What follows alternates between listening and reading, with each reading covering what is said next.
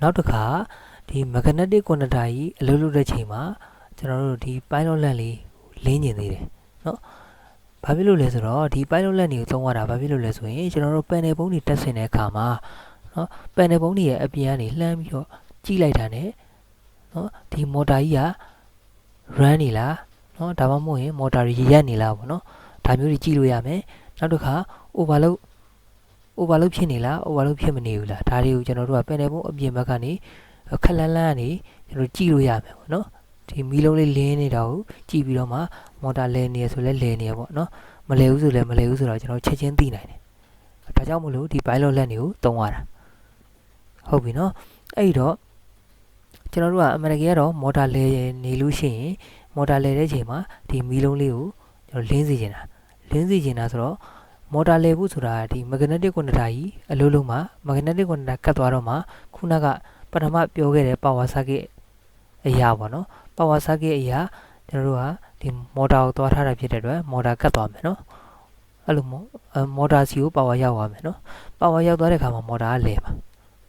နော်အဲ့ဒီတော့ motor လဲတဲ့ချိန်မှာ pilot lamp ကိုလင်းစေချင်တာဖြစ်တဲ့အတွက်ကျွန်တော်တို့ဒီမှာ magnetic conductor နဲ့လာပြီးတော့ချိန်လိုက်တယ်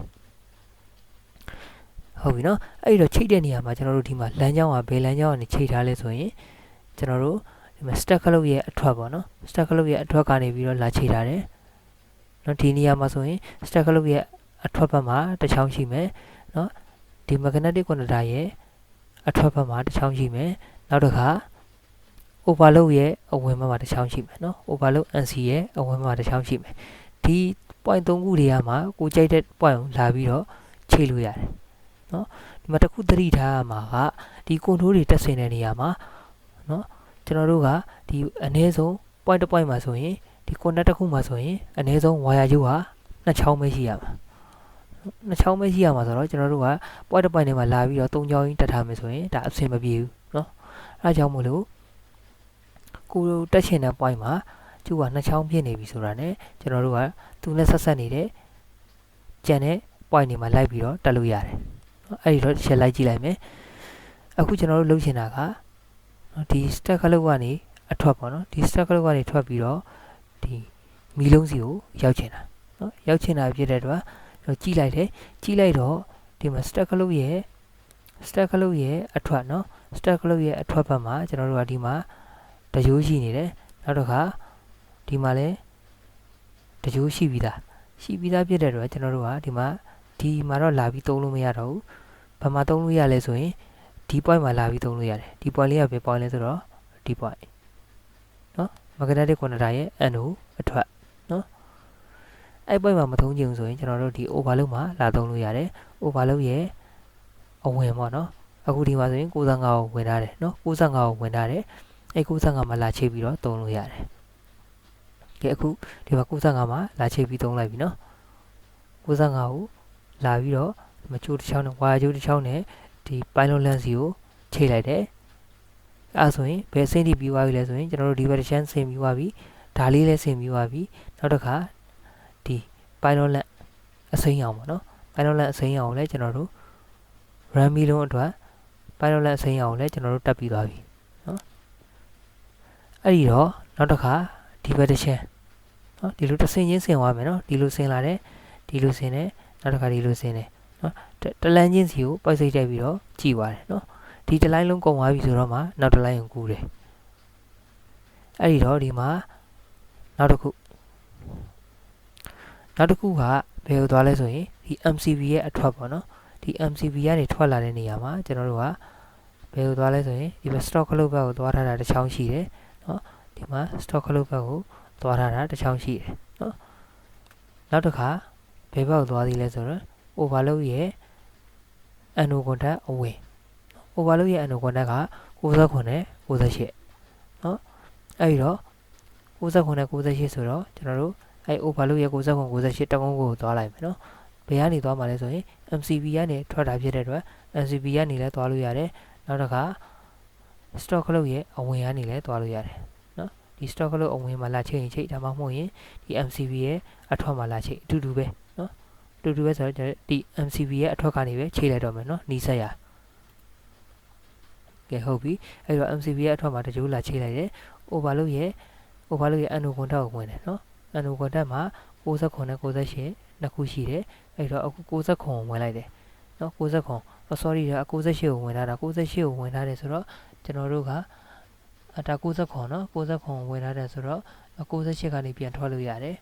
နော်69ကဝင်98ကပြန်ထွက်98ကဝင်69ကနေပြန်ထွက်ပေါ့နော်အဲ့တော့ဒီမှာ69ဝင်ထားတယ်ဆိုတော့98ကနေပြန်ထွက်မယ်ပြန်ထွက်ပြီးလို့ရှိရင်ဘယ်လိုသွားမှာလဲဆိုတော့ overload မီလုံး overload အတွက်သုံးမယ်မီလုံးပေါ့နော်အခုဒီမှာ overload တော့ကျွန်တော်မီလုံးအနီရောင်ကိုတုံးလိုက်တယ်အဲ့တော့ overload ရဲ့ annual contract ကိုဝင်ထားတယ်ဝင်ထားပြီးတော့ overload ရဲ့ annual contract နေပြန်ထွက်မှာသည် overload မီလုံးကိုသွားထားတယ်နော်ဒါဆိုရင်ဒီဘက် line ဘက်တစ်ချမ်းလုံးပြီးသွားပြီနော်ဆင်းတာနော်ဒီမှာ overload ဖြစ်တဲ့အချိန်မှာအဓိကကျွန်တော်တို့ဒါလေးပေါ့နော်ဒါတိုင်း online starter မှာဒါလေးကအရေးကြီးတယ် overload ကိုသုံးပြီးတော့မှတစ်ဆင့်နီးမမှန်ဘူးဆိုရင်လည်း overload ဖြစ်တာနဲ့ဒီ quantity ကြီးကရမှာမဟုတ်ဘူးနော်အဲကြောင့်မို့တစ်ဆင့်နီးမှန်ဖို့အတွက်လိုတယ်နော်အဲ့တော့ overload ဖြစ်တဲ့အချိန်မှာဒီ magnetic ကိုoverload ဖြစ်တဲ့အချိန်မှာဆိုရင်ဒီ overload ရဲ့ NC contact က magnetic contact ကိုမရောက်ခင်မှာလာ join တာအဲ့တော့ overload ဖြစ်ပြီဆိုတာနဲ့ NC contact ကွာမယ် annual contact ကလာကတ်မယ်ဒီနှစ်ခုကပြိုင်တူဖြစ်မှာနော်ပြိုင်တူဖြစ်မှာဆိုတော့ NC contact ကွာတာနဲ့ဒီ magnetic contact စီကိုလာမဲ့ line ကမရောက်တော့ဘူးနော် magnetic contact စီကိုမရောက်တော့ဘဲနဲ့နော် overload က open ဖြစ်နေတဲ့အတွက်ပေါ့နော် NC တက်ထားတာဖြစ်တဲ့အတွက် overload ဖြစ်တဲ့အချိန်မှာ open ဖြစ်နေမယ်တစ်ဖက်နဲ့တစ်ဖက် connection မဖြစ်ဘူးမဖြစ်တဲ့အခါမှာဒီဘက်ကိုရောက်နေတဲ့ line က magnetic contact စီရောက်မလာတဲ့အတွက် magnetic contact ရက်သွားမယ်နော်ဒါ overload ဖြစ်တဲ့အချိန်တွေမှာဆိုရင် magnetic contact ရက်မယ်အဲ့လိုရက်တဲ့အချိန်တွေမှာပဲဒီ overload ရဲ့ annual contact ကို overload မီလုံးအတွက်ကျွန်တော်တို့သုံးထားတယ် annual contact ကလည်းလာကတ်မှဖြစ်တဲ့အတွက်ဒီ MCB ကနေတစ်ဆင့်ရောက်လာတဲ့ line ပေါ့နော် line ကဒီထိရောက်လာမှာအဲ့တော့ overload ဖြစ်တဲ့အချိန်မှာဆိုရင် annual contact လေးကလာကောက်သွားတယ်ကောက်သွားတဲ့အချိန်မှာဒီမှာရောက်နေတဲ့ line ဟာဒီဘက်ထိရောက်လာတယ်ရောက်လာပြီးတော့ overload မီလုံးကို line ရောက်သွားတဲ့အတွက် overload မီလုံးလင်းမယ်နော်ကျွန်တော်တို့ panel ပုံးတွေမှာမီလုံးတွေကို pilot line တွေကိုသုံးတဲ့အခါမှာကျွန်တော်တို့အရောင်တွေခွဲပြီးတော့သုံးပေးဖို့လိုတယ်နော်ဒါလည်းသိထားသင့်တာပေါ့နော်မီလုံးကိုသုံးကျင်တဲ့အရောင်တွေရှောက်သုံးထားလို့ရှိရင်ကျွန်တော်ကြည့်ရတာကိုလိုကလည်းဖြစ်မယ်နော်မျက်စိထဲမှာနော်အဲ့တော့ကျွန်တော်တို့ကဘယ်လိုနေရာတွေမှာဒီအစိမ်းတို့အပြာတို့သုံးမလဲဆိုရင်ဒီ motor running ပေါ့နော်ဒီ motor တွေ run တဲ့ပစ္စည်းတစ်ခုခုပေါ့ motor ရလို့မဟုတ်ဘူး solenoid ဆိုလဲ solenoid ပေါ့နော် solenoid owner တို့ motor owner တို့ဒါမျိုးပေါ့နော်power ရောက်တဲ့အချိန်မျိုးမှာဆိုလို့ရှိရင်ကျွန်တော်တို့ကဒီကိုလှုပ်စေခြင်းတဲ့အလုပ်တစ်ခုလုပ်နေတယ်ဆိုလို့ရှိရင်ကျွန်တော်တို့အစိမ်းတွေသုံးနေတယ်အစိမ်းရောင်သုံးဖို့အပြာရောင်ပေါ့နော်ဒါမျိုးတွေသုံးနေတယ်နောက်တစ်ခါ error တွေပေါ့နော်အထူးသဖြင့် overload တို့နောက်တစ်ခါဒီ phase sequence error တို့ဒါမျိုးတွေပေါ့နော်နောက်ထပ်ရှိမဲ့ error မျိုးပေါ့နော်ပြဿနာတစ်ခုခုရှိလို့ရက်မဲ့အချိန်မှာပြမယ် signal မီးပေါ့နော်အဲ့ဒီကောင်ကြတော့ကျွန်တော်တို့အနီသုံးလို့ရတယ်အဝါသုံးလို့ရတယ်နော်အဲ့တော့ overload အတွက်က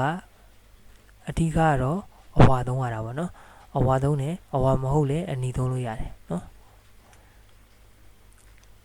ဟုတ်ပြီနော်အဲ့တော့ဒါကအခုဒီ line ဘက်ကနေပြီးတော့ကျွန်တော်တို့ဝင်စရာရှိတာတွေအကုန်လုံးဝင်ပြီးသွားပြီဒါ line ဘက် channel ကိုကျွန်တော်တို့အကုန်လုံးဆင်ပြီးသွားပြီပေါ့နော်ပြည့်ပြည့်စုံစုံဆင်ပြီးသွားပြီဆင်ပြီးတဲ့အခါမှာကျွန်တော် neutral တွေကျန်နေတယ်နော်အဲ့တော့နောက်ဆုံးကြတော့မှကျွန်တော်တို့က neutral တွေကို compound လိုက်ယူလိုက်မယ်